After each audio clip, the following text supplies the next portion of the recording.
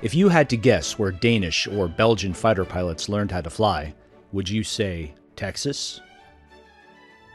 It seems unlikely, but it's true. For 40 years, aspiring pilots from more than a dozen NATO nations have traveled to the USA to learn how to fly at Shepherd Air Force Base, home to the Euro-NATO Joint Jet Pilot Training Program. We're looking for that drive, that determination. A lot of people naturally have that ingrained in them, and that's why they chose this profession.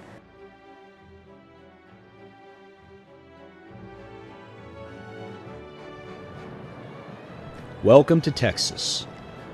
It's a long way from Europe, but if NATO student pilots are going to become fully fledged military aviators, they still have a long way to go. I wanted to become a pilot since I was a small boy, and when I joined the Air Force just after high school, I decided that going for the pilot path was my dream.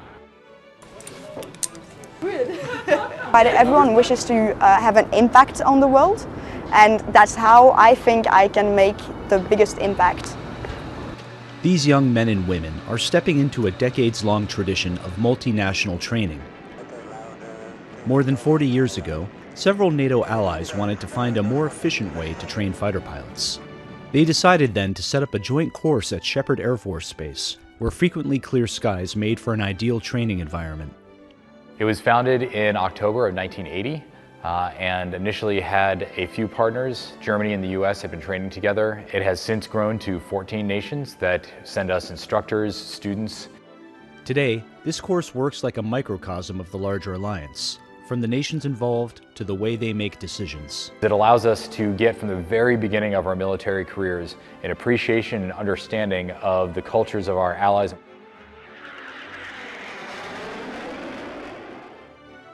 When student aviators arrive, they undergo an intensive academic course known as ground school.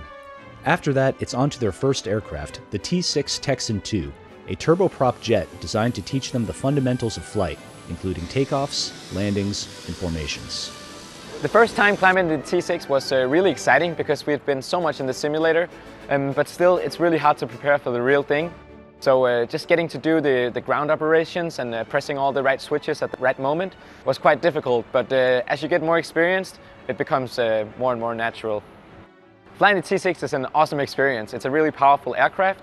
You can pull some Gs and do some aerobatics in the area, so that's really nice.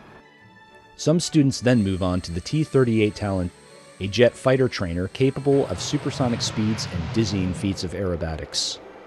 Going from the T-6 Texan to a supersonic jet trainer, obviously a lot faster. You get some afterburner, that's pretty fun. In the beginning, first flight I had on T-38, you light the afterburners and you just release the brakes and you feel the afterburners kick in for the first time. It's an amazing feeling. T-38's difficult. You get to push yourself to your limits.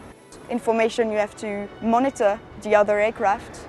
You have to match him, you have to be able to anticipate.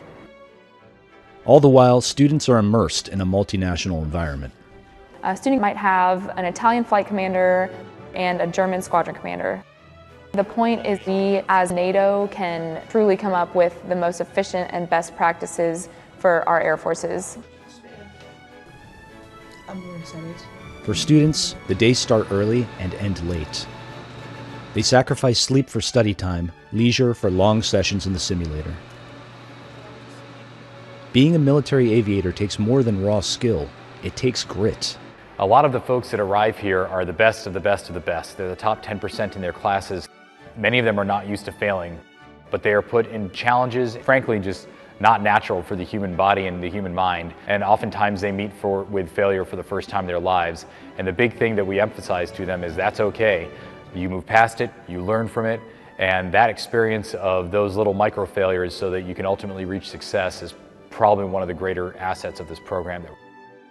There's a reason behind the marathon study sessions and the long days in the cockpit.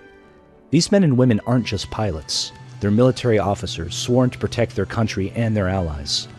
Should NATO need to defend itself, some of that responsibility will fall on their shoulders. The conflict that is going on right now in Ukraine has definitely changed the tenor, definitely focus everyone's attention, make sure that they are on point and trying to do not just enough to get by, but to be the best they can in the event that sometime in the future they are called to serve the NATO alliance. When the students pass their final flights, there's only one thing left to do: figure out which aircraft they'll spend their careers flying. They find out at a ceremony called Drop Night. Usually it's a ton of emotions, a ton of excitement. The class is there for support. Everyone loves celebrating as a class. I want to fly the F-16, the Viper. It's the only fighter aircraft we have in Belgium, but it's a good one. Hi, Jay, where are you